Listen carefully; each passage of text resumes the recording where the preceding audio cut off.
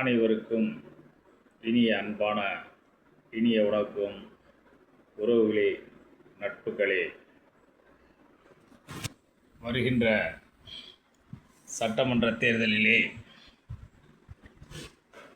உங்கள் பொன்னினும் மேலான வாக்குகளை சிந்தாமல் சிதறாமல் மங்காமல் மறையாமல் நல்ல முறையில் ஆட்சியை நடத்தி நாட்டை நல்வழியில் கொண்டு செல்கின்ற தலைவனுக்கு உங்கள் பொன்னான வாக்குகளை நீங்கள் யாருக்கு முத்திரையிட வேண்டும் என்பதை சிந்தித்து செயல்பட வேண்டுகிறேன். ஏனென்றால் இந்த நாடு சுதந்திரமடைந்து கிட்டத்தட்ட 75 ஆண்டுகளாகிவிட்டன. அப்பொழுதெல்லாம் நாம் மன்னர் ஆட்சி காலத்திலே அனைவரும் அடிமைகளாக வாழ்ந்தார்கள்.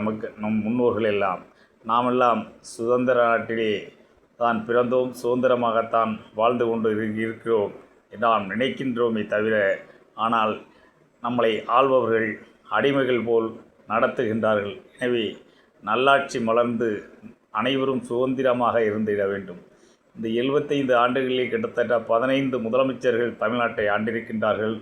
அவர்களெல்லாம் வாங்கி வைத்து சென்ற கடன் மொத்தமாக கூட்டி கழித்து பார்த்தால், கலைஞர் வரையிலும் கூட்டு கழித்து பார்த்தால் 4,60,000 கோடி, கிட்டத்தட்ட 5 லட்சம் கோடிக்கு உள்ளாகத்தான் இருந்தது.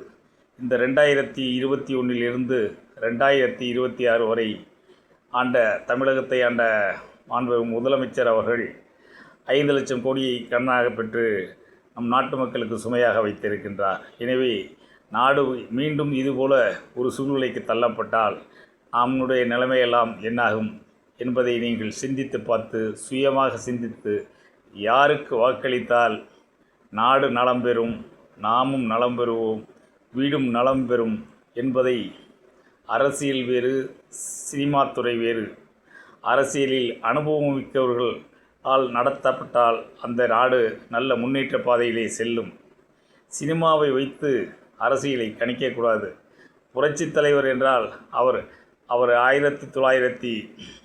1967 பேரறிஞர் அண்ணாவிடம் இருந்து அரசியலை கற்றுக்கொண்டு அதிலிருந்து சட்டமன்ற உறுப்பினராகி இன்று அந்த அமைச்சரவையில் கூட இடம்பெறாமல், சாதாரணமாக இருந்த திமுக அமைச்சரவை இடம்பெறாமல் சுமாராக இருந்து பிறகு அவர் அந்த திராவிட முன்னேற்றக் கழகத்திலே பொருளாளராக இருந்தார். மதுரை மாநாட்டிலே அவர் கணக்கு கேட்டதற்காக அவரை திராவிட முன்னேற்ற கழகம் தூக்கி எறிந்து விட்டது. அதன்பின் மக்களை நாடி மக்களிடத்தில் வந்தார். மக்களிடத்தில் செல்வாக்கு இருந்தது. ஆட்சி அமைத்தார், ஆண்டார்.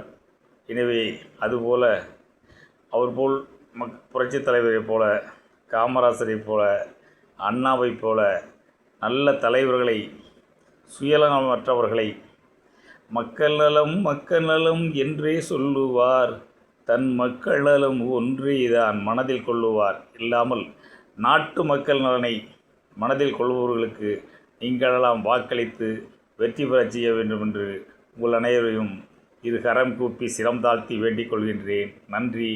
நன்றி கலந்த வணக்கம். நிறைய பேச வேண்டுமென்றால் நிறைய பேசலாம். நிறைய பேசுவதில் ஒன்றும் அர்த்தமில்லை.